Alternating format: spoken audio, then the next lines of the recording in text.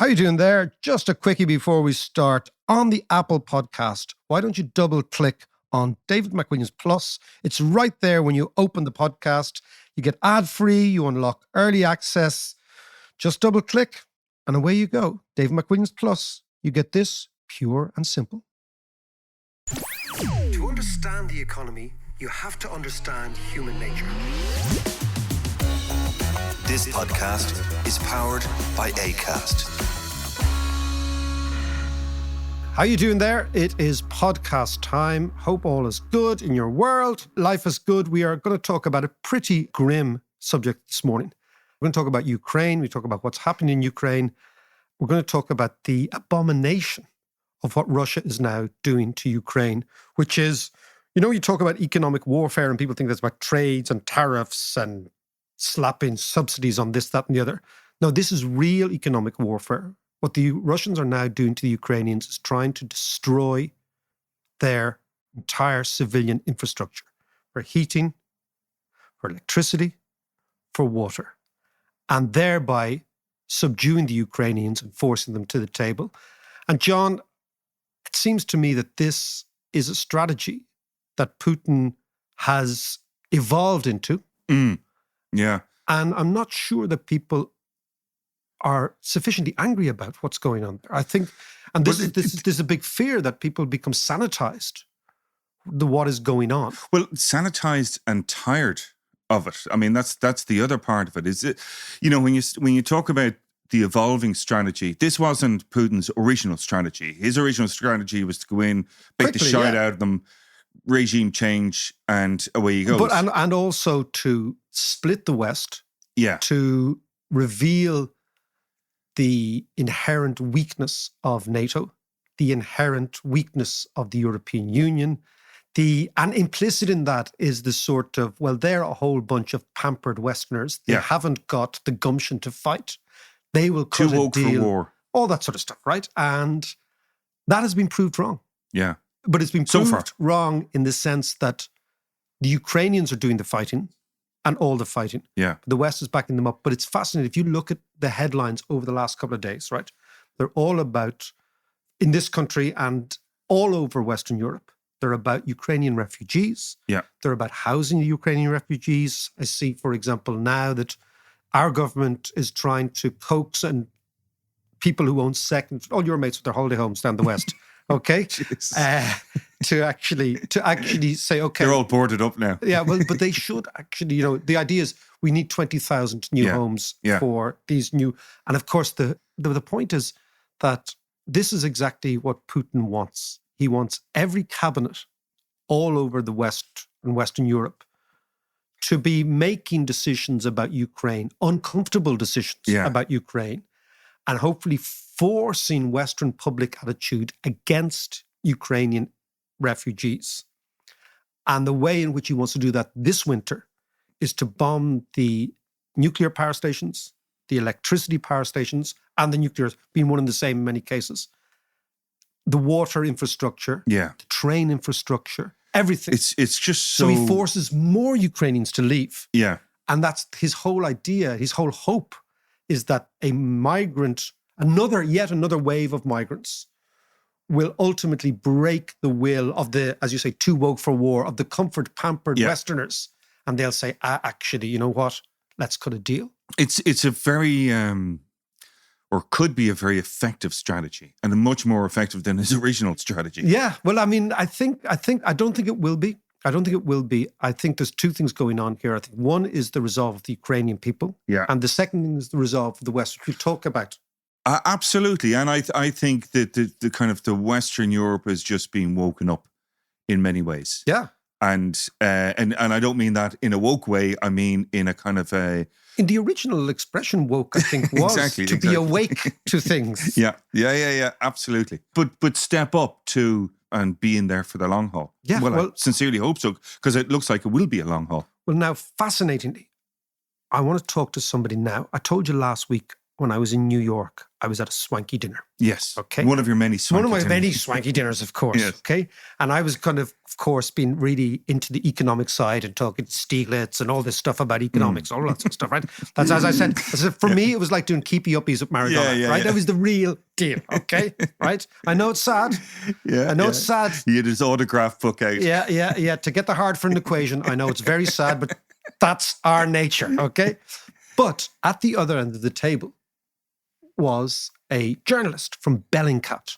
Right. And Bellingcat are this extraordinary newspaper, journalistic outfit, whatever you want to call them, which base a huge amount of their investigations on data, right? So they go in and they buy data, they track down, they're almost like detectives, but rather than using a notebook, they're using data. Yeah. And their main investigator and their editor, okay, is a Bulgarian journalist who won the European Investigative Journalist of the Year for his stories on the identifying the very guys who poisoned Navalny. Okay? He identified them. Right. Okay? And identified the very guys who poisoned Skripal in Salisbury Cathedral. Okay. And the daughter, yeah. So better than the UK or the American intelligence agencies, right? Yeah. This is extraordinary. His name is Christo Grozev, and he's a Bulgarian journalist. And he was at this table, and he started to talk, and I started to listen. And I was just amazed at his story and amazed what they do, right? So he's on the line now from Vienna, okay? Let's go to him, because this is the story of the people, imagine this, the very people who are pushing the button, which are sending those dozens and dozens of rockets from Russia into Ukraine. These are the ones who are destroying the infrastructure. These are the very people who are executing Putin's plans. And this story, I think you'll find fascinating. So let's go to Vienna and talk to Christo. Christo, welcome to the podcast. That's what happens. You go have a couple of drinks with some guy in New York, and suddenly you're on their podcast. Yeah, and you have a couple of drinks, you think the conversation is interesting, and now you're on the podcast, and it may not be as interesting. So let's try. But look, it's fascinating. I want to get to you tracking down the remote, as you put them, these remote characters who in Russia are pressing the buttons, sending in, which is now hundreds of missiles into Ukraine, almost, certainly not on a daily basis, but certainly on a weekly basis. But I want to first tell me about Bellingcat. Tell me about your methods. How do you track down? I want you to explain to me how you personally tracked down the men who poisoned Alexi Navalny.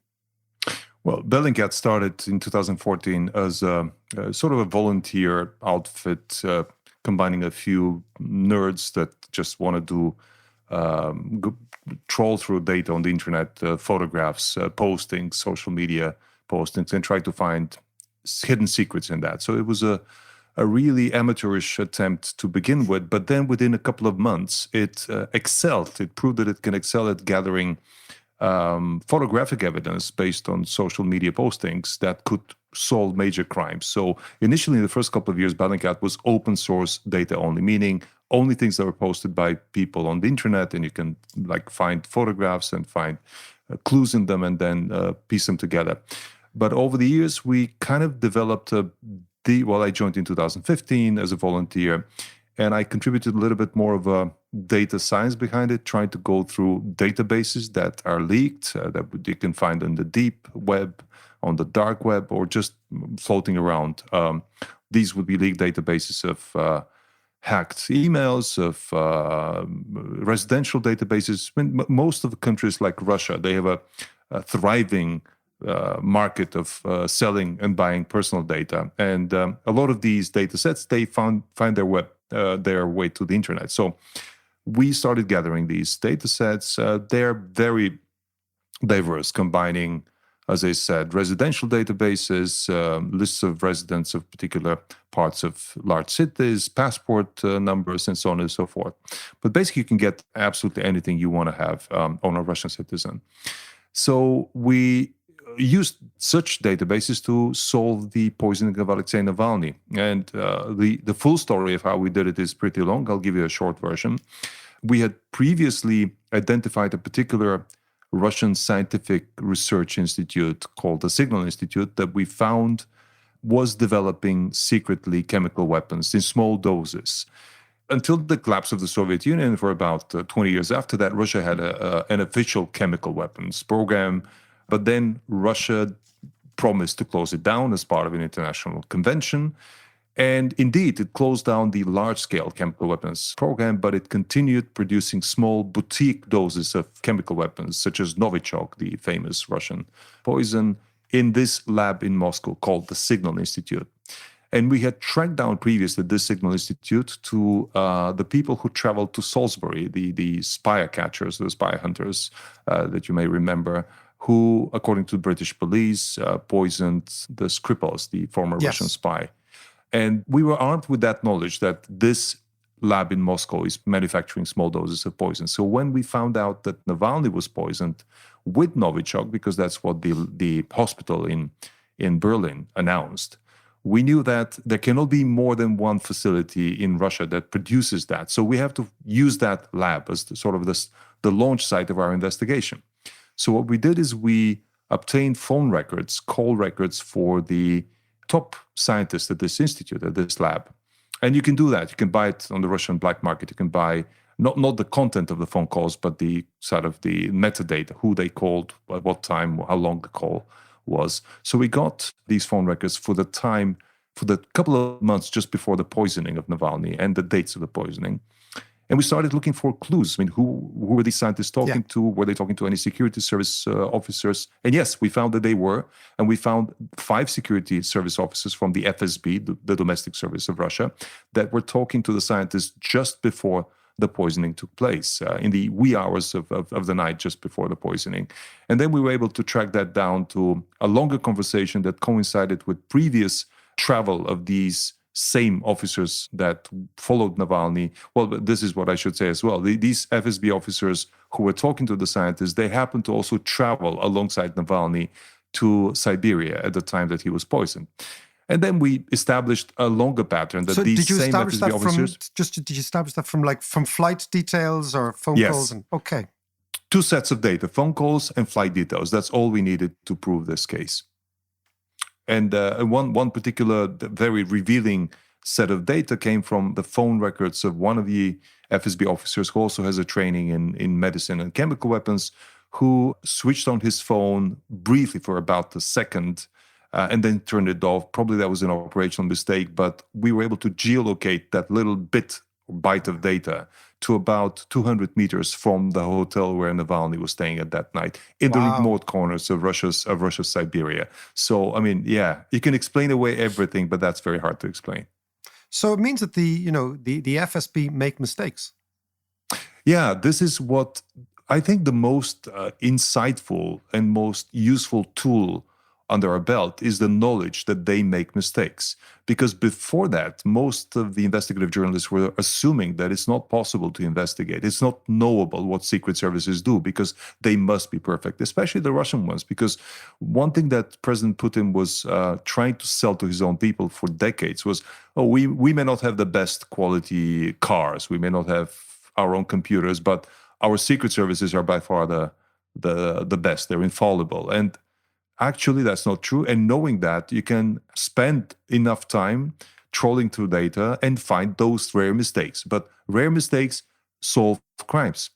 Precisely. Now, let's talk, because this is fascinating new departure in journalism where you're taking data, you're taking geolocations, you're piecing together what would have in the past demanded either a whistleblower or some incriminating piece of evidence, or somebody saying, actually, I saw this person doing a witness. What you're doing is you're de-witnessizing, you're actually piecing together the same process, but using this data that you can mine from all sorts of black market sources, other sources.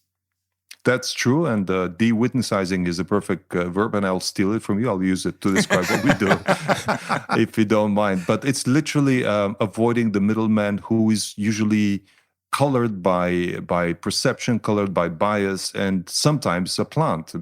basically a fake information is being fed to journalists all the time. So we are trying to do it the other way by just looking at the data and then finding the story. So the witnessizing is the perfect term because we don't mind using witnesses, but we prefer to use them after the fact of cracking the crime based on data alone. They provide excellent context. They provide an explanation of why certain things were done in a certain way. But the sort of chronology of the crime, the modus operandi of the perpetrators, we prefer to derive that purely from data. And I was interested when we were chatting last week that you were saying that you have sources deep within the Russian military, within the Russian industrial complex, the apparatus, who have spoken to you and who will continue to speak to you. That is true. I mean, after a track record of quite a few successful investigations that, I don't want to be boastful, but our long series of investigations into the international roaming spies of the GRU, of Russia's military intelligence, which disclosed not only their specific identities, but the way the Russians create their fake identities, it made it impossible for them to operate anymore. So we've disabled about 30 spies from ever working again internationally. So you can imagine that a lot of the Russian officers both within the military and the FSB and in government, they kind of respect us. They don't like us, but they respect us. And you can imagine that some of them reach out and try to sort of, give us clues, give us tips, give us context. And we have to be very careful because by definition, we assume we're being used as just to be fed misinformation. But you can find a way to establish a source who, as long as you understand their motivation, why they're feeding you information, as long as that's transparent, you can sometimes trust it. So yes, we talk to people, we get insight from people. Now, I want to talk to you about Ukraine, where you've been working for the last 6 or 8 months. And there's an extraordinary investigation just completed. Well, it's ongoing, but you were published in Bellingcat, identifying the people who are actually pressing the buttons on these cruise missiles and these missiles that are raining down on the Ukrainians. Explain to me the method, how you found these people, you published their names. I mean, it's extraordinary stuff. It's one of the hardest investigations I've worked on because it was long, but also I didn't know when it's complete. I didn't know when we can pull the trigger, no pun intended here, and say ethically, we are ready to publish these names. I didn't know whether at all we should ever be ready to publish these names. These are names of young 20-something Russian military engineers who were math wizards or computer science wizards or gaming wizards and were recruited into the army to be essentially the coders that programmed the flight path of Russia's deadliest and most precise, allegedly, missiles. These are the cruise long-range missiles. And we knew that this unit exists. We knew that some people do this because, these missiles, technically, they can't program themselves. You can't just put the end destination and press a button because they need to fly very low to the ground. They need to avoid obstacles. They need to have the latest sort of map of the terrain embedded into their memory. So it's almost like a manual programming of each missile that needs to be done. So we were looking since the beginning of the war for who does this. I mean, no military experts knew this. We tried to find in literature, but nobody knows who does it in Russia. So we started by the assumption that these people who do the programming must understand the technology and the software in these missiles very well. And we found that there are only 2 Russian schools, academies, that actually teach this stuff. One is near Moscow, the other one is St. Petersburg. So we went through literally yearbooks of people who had graduated these 2 institutes. And we found that about 30 of them, according to resumes they had posted on different portals and also on the way their friends had described them in phone books that are leaked to the internet, they had an affiliation with a particular unit called GVC, which translates from Russian as the Central Computation Institute of the Ministry of Defense. So we started looking at what that unit does, and it hired and recruited people that are exactly of the type that are needed for missile programming. But we were not sure, so it was just a starting hypothesis. So what we did is we got the phone records, as we do, of the top guy. I mean, he was a colonel in charge of this unit, And we... By the way, there's a lovely little detail that he's a coin collector. Yes. That in his spare time he collected Dogecoin. ancient coins and all sorts of coins. Not only ancient coins, Vatican coins, Portugal coins with small mistakes on it. I mean, this is we for 6 months we actually tailed this guy online because he was buying and selling all the time while programming or controlling a team of 30 people who were killing hundreds and thousands. So that was surreal to watch this in real time. Wow. But anyway, just to answer your question, how we got to the to be convinced that he's in charge of the people that do it, is that he was getting phone calls exactly from his subordinates, exactly just before each of the mass launches of missiles at Ukraine. So we did a correlation analysis, a statistical analysis that essentially made it implausible that these phone calls, these surges of phone calls, are connected to something other than these arrays of launches. And then what we found is that all of these people, in addition to doing their work, targeting missiles and programming flight paths, they're doing a lot of extraneous stuff while at the Ministry of Defense, such as buying and selling coins, bargaining prices of prostitutes, and so on and so forth. And what I find fascinating is that you also identified a lot of these people were, working in banks a couple of years ago. They were working in different, they have been recruited in recently, and they're not on the front line. They're not taking risks. They're actually living quite a normal Russian life. Yeah, and this was the biggest sort of ethical dilemma, because you, as a journalist or as an investigator, you start treating them differently than the frontline soldiers. You see them almost as civilians that should be allowed a degree of privacy. But then you think about it, and they're not civilians. I mean, they're actually much, much more sinister in what they do on the front line than the ones whose faces we see on the front line. So, yeah, they're doing this with the conviction that they would always be anonymous and they can always go and have a beer with their friend and they would not know what they do. So, again, the dilemma of making their faces and names public was a serious one, but ultimately we consulted with a lot of our colleagues from different media and everybody said, yes, they're not entitled to any privacy. And so, for example, that the rub would always be like, let's say you take the American invasion of Iraq, deploying very, very similar type of tactics, that there were Americans in the same position pressing buttons, but they haven't been exposed. Well, I mean, and maybe they should be. So I don't have a problem. And if now we were following the American invasion of Mexico, I'm pretty sure that I'll be doing exactly this. We're just not.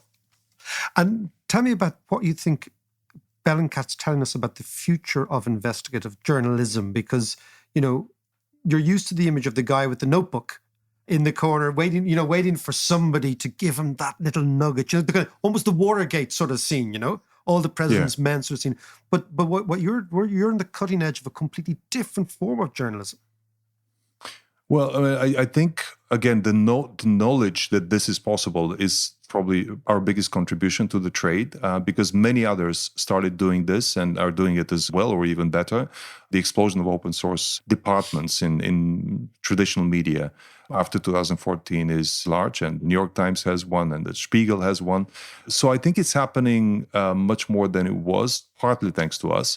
But I think what the magic formula is in the responsible use of such methods, because a lot of other, let's say, civic journalists who saw us excelling at this, they started doing their own investigations and publishing names of people that are just falsely identified or just incompletely certainly identified. And that's exactly what should not be happening, because this tool sets allows everybody to be an investigator, but not everybody should, because there's a lot of self-imposed boundaries that you have to have. And it's very difficult to achieve that balance.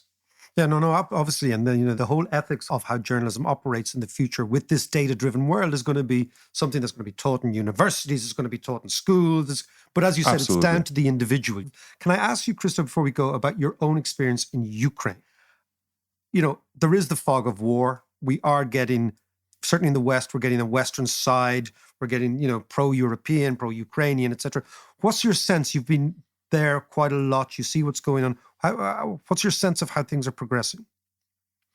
Well, I mean, the Ukraine, if you ask any Ukrainian whether they will win the war, 99% will say yes, they will win the war. I mean, the level of belief in their own superiority militarily and emotionally and ideologically is second to none. Conversely, the sort of loss of faith in themselves among the Russian soldiers is also very large. So if we were talking about anything less than a 5-to-1 ratio of people or military equipment in favor of Russia, I could still predict a victory for Ukraine just because the level of motivation is so much, and even professionalism at this point on the Ukrainian side. What I'm really afraid of, if I take a side here, is that a protracted war, anything more than 6 months from now, will lead to a loss of interest by the West in supporting Ukraine. And I can feel that in Austria, I can feel that in Germany. And then this magical ratio may increase in favor of Russia, and then Russia can quickly win. So, and that's what Putin is hoping for. That's what he's waiting for. His current only useful strategy is to defer and delay and make the war a 2-year, 3-year project and hope that Ukraine runs out of support. So it's really a matter not much of what Ukrainians will do, but what the rest of the world will do. So that's why it's hard to predict. And can I ask you just about your knowledge now? Your pretty, I would say, unique knowledge of the internal Russian system, the military operations.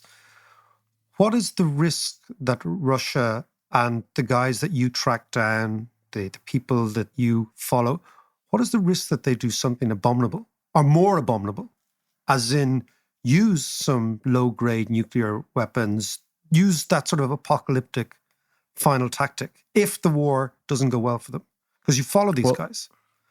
The war is not going well for them, and this was top of the mind of my worry list in March when the Russians experienced the first shock of this becoming an embarrassment. And I was really afraid that even President Putin might issue the instruction of either a low-grade or a full-blown nuclear attack. Now, the way some of our sources in the Russian security services explain why this is unlikely to happen is that Putin would only issue such a command if he's sure that it will be implemented. But because of the loss of credibility in his own skill set among the top echelon of the military, there was a chance that somebody would not follow his instruction to launch a nuclear device of any description.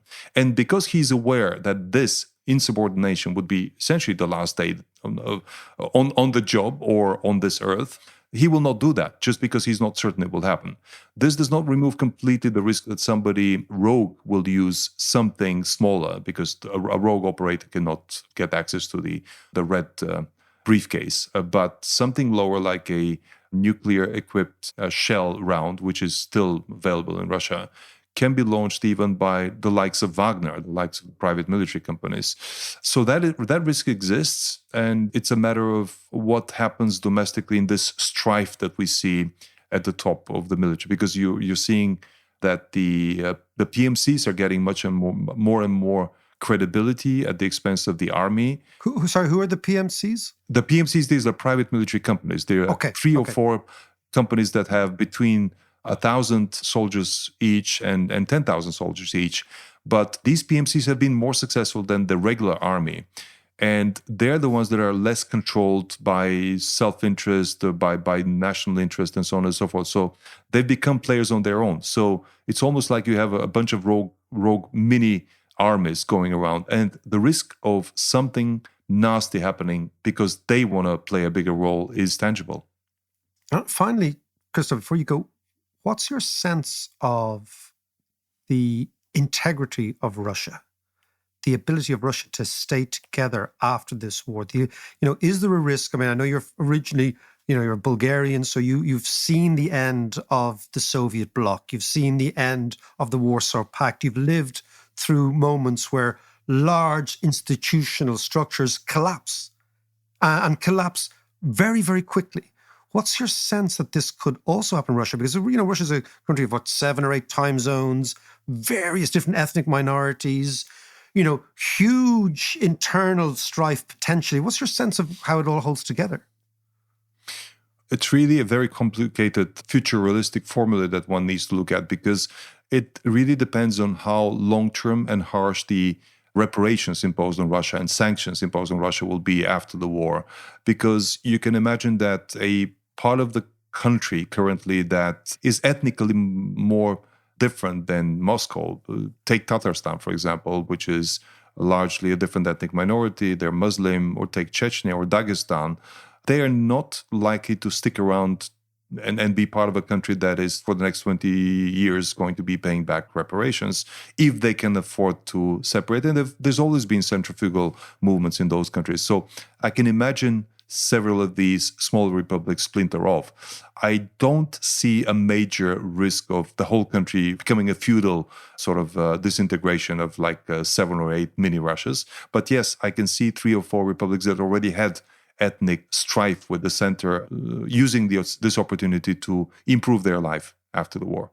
And then does Ukraine become maybe the most important country in the world for the foreseeable future? Because the whole world is playing out there. Well, yes, and I agree. And after the war, there will be a Marshall Plan sort of situation where a lot of infusion of capital to rebuild Ukraine, but also under new rules of no corruption or less corruption. So Ukraine will, in the most likely scenario, become a very modern, very transparent country, which has already proven to be also brave and educated and decentralized in terms of their decision-making. So I can see it as a role model for Russia, what remains of Russia after that, to try to catch up with. Fascinating stuff. Christo, we'll leave it there. That was fascinating. Thank you so much. And that's what happens when you bump into an Irish bloke at a dinner in New York. Okay, cheers. Cheers. Take care. Mark, there is a huge amount to talk about there, and it's quite frightening, actually. But before we do that, let's do a bit of this.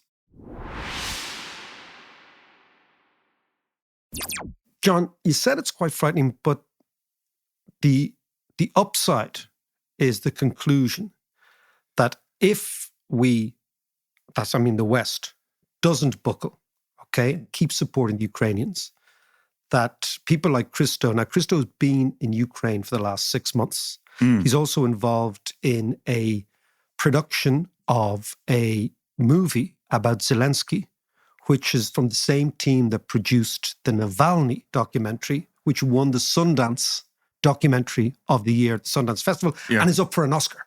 Right. So these guys know the Zelensky team. They're involved there. And so what he's saying about the Ukrainians with this, having this enormous confidence that they're going to win, clearly Putin feels that too, that they're going to win on the field. Yeah. Which is precisely why he's bombing the civilians, which is precisely why that's fascinating.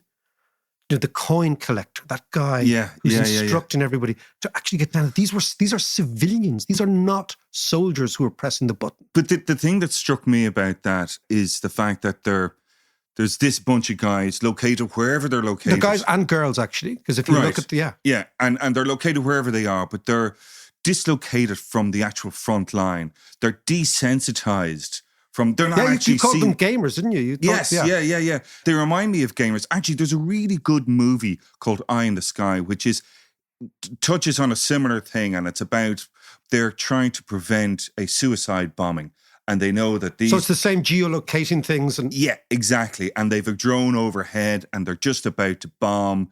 But there's a little girl outside. Well, it's American, of course. It's American, yeah. But there has to be a moral dilemma. Yeah, and it's based in Kenya. But the actual bombers, the actual guys flying the drones, are in a desert in Nevada, and they just log on.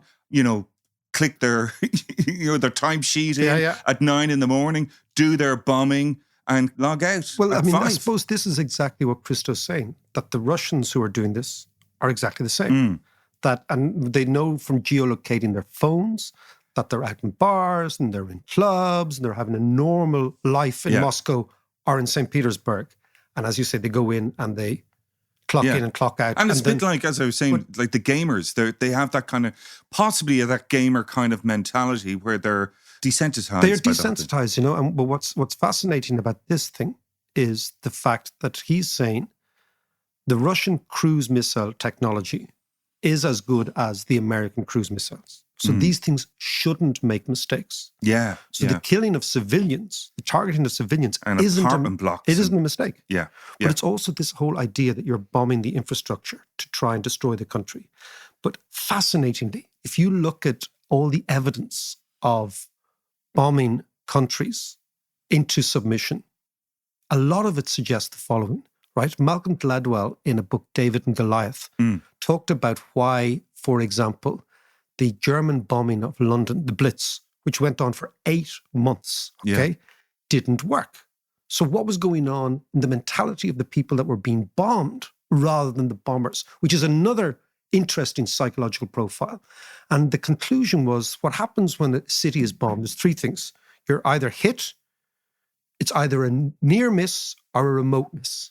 So in the case of the Blitz in London, 40,000 people were killed in a city of 8 million. That's 0.5% of the total population were killed. Okay. A lot. Another 50,000 were near misses. So they saw the bombing. So that's about 1% were either killed or were experienced near misses and were traumatized. The 99% that didn't get hit, that experienced what they call the remote bombing, right? Interesting, in their psychology, something bizarre happens. They feel like God. What? So the psychology is if you've survived the Blitz, right? Why did Londoners react with such sort of gumption, right? Yeah. Because 99% of people weren't hit and 99% of people believed because they weren't hit, it was something to do with them. And they became much stronger. They sort of, well, fuck this, I'm the man. Right. So come and have a go, Mr. Hitler, right? And exactly the same thing must be happening in Kiev. That basically those who survive, which are the vast majority, are completely emboldened. They're saying, fuck you. Yeah. Come and have a go if you think you're hard enough. And that's what's happening. So and all those little wins as well. So the psychology for the Ukrainians is quite different to the psychology of those who believe that they're going to change their mind by bombing, right? Now, the reason that Putin probably thinks they're going to win by this is because the last bombing the Russians were involved in was the carpet bombing of Homs and Aleppo in Syria, where they destroyed the entire city. Yeah. So there wasn't a near miss scenario. Everything was flattened. So everybody's subjugated because everyone's terrified. But in the case of Kiev, they're not doing this because they can't do this. So you have this sort of situation that... But they are in some of the smaller towns in But my point is, Donbass think about the psychology. Think about the psychology. So therefore, it's up to us to buckle because the Ukrainians won't buckle. Yeah. And therefore, if the Ukrainians lose this war, they can almost only lose if the West abandons them. And that's why it's so crucial to stay and stick to the road.